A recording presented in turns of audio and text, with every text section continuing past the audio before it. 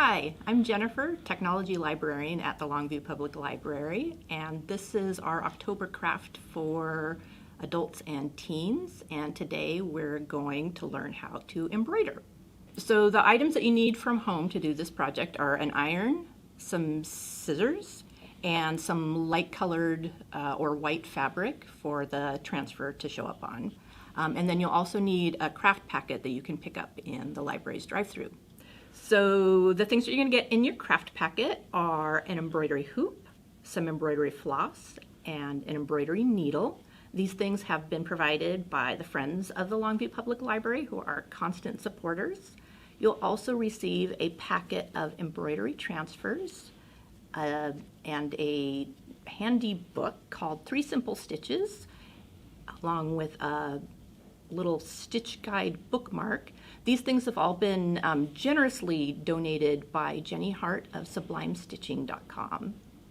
So I've got my image cut out. The next thing I need to do is get it onto the fabric. So I put the fabric on an ironing board. I heat up the iron. We want it very hot, so up at the cotton or wool setting, and no steam. If you're not used to using irons or unfamiliar with them, get some help. We don't want any burned fingers. A good tip is actually to warm the fabric up with the iron. It'll help it transfer better. So then place your transfer ink side down and then iron the top. And do your best not to let it shift. If you're not sure if it's transferring, you can kind of lift up an edge to see. And then once it looks like you've got a good solid image, you can just lift the transfer up and then you'll see that you have an image on the fabric. The next thing to do is to get your fabric with the transferred image into the hoop. So the hoop separates into 2 pieces. The inside is the one that you want first. So you're going to put that under the fabric with your image in the center. And then you'll take the second one, and it has the screw up here.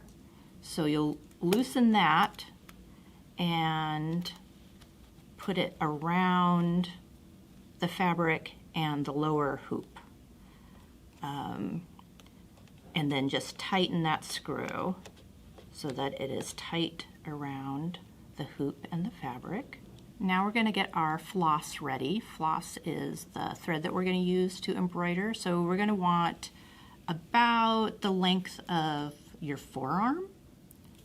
So embroidery floss has 6 strands, and you can use the entire 6 strands in your work, and it'll make a nice thick line. But you can also, for smaller designs or for thinner lines, divide this into 2 or 3 strands. So we have our needle threaded with the floss, knot down on this end. And then we're going to take our fabric in the hoop with the transfer. We're going to take our needle and we're going to go to the back of the hoop and find a spot to come up. So you'll come up until the thread catches with the knot, and then you're going to go back into the fabric about the length of a grain of long rice. So now that I've got it going, I need to decide what kind of stitch that I'm going to do. I've decided to do a split stitch. You're going to get this little stitch guide bookmark in the craft packet that lists 3 different kinds that you can use. I'm doing the split stitch, which means once I go down into the fabric, when I come back up again, I'm going to come up between the strands of the previous stitch. So I'll just keep going along. I'm going to follow that line until I get to the end. Anytime that I need to use a corner or turn a corner, I will probably use this back stitch.